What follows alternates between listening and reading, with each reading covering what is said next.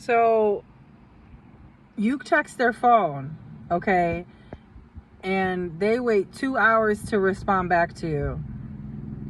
They got your message, but they responded back to you when they felt like it, at their leisure. So this is what you do to that. And this will nip that in the butt, and this will stop that situation from ever happening again. So when they finally respond to you after 2 hours, because they got your message, they read it, or if you left them a voicemail, they played it, but they chose not to call you back, and they chose to respond back to you late from your text. So they responded back to you late 2 hours, right? So after you get that text of finally them responding back to you, you don't respond. You don't say nothing.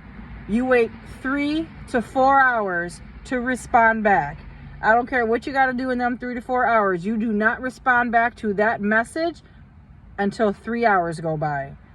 And it will work. Okay?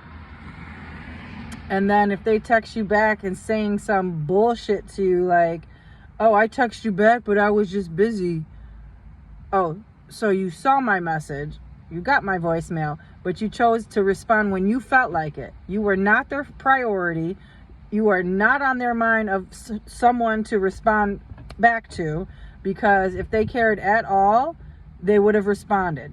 Even if they're at work, they would have went into a bathroom, or they would have snuck their phone. They would have gave you some type of information so you knew why it took them to respond late. If the person really cares about you. And that can hurt sometimes, but that's how you get your answer. I am Angela Speranza. I am the love coach of Rochester and all over the world. And I am answering all these viewers' messages. I never get tired of answering them. You can always reach me after the show, 585-296-1334. No question is ever silly, just like I'm answering it right now. Handle that. So there's another thing that I want to talk to you about is that, like, say birthdays go by. They knew your birthday was coming all year long.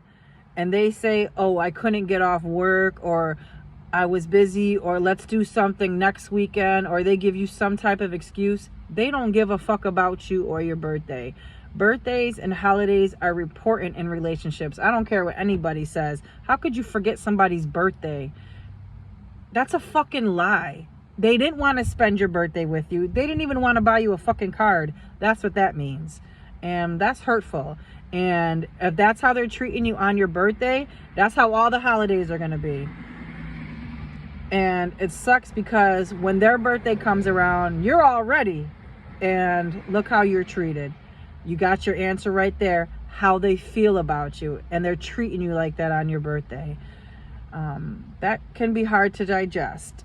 And because the person you love and care about and you've been dealing with is putting you last. Plain and simple. In situations like that,